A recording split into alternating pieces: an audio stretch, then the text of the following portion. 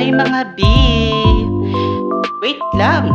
Gumagamit ka ba na sirang-sira na microphone? Diba ang tsaka? Wag na yan! Itapon na lang! O diba, goodbye! Pero wait, there's more! Pero alam ko na ang sagot dyan mga B. Total, magugustuhan nyo to.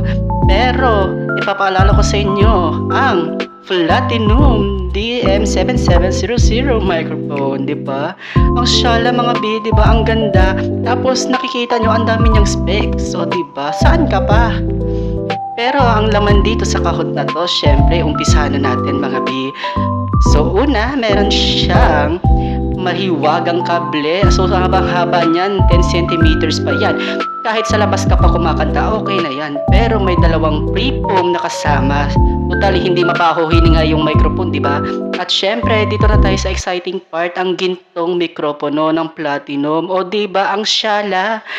Ang smooth-smooth pa niya. At syempre, ito ang nakakaganda ng boses, di ba, mga B? Pero pwedeng-pwede siya sa speaker ninyo or pwedeng sa mismong brand na videoke. Pero pwede na siyang isalpak sa kahit ano.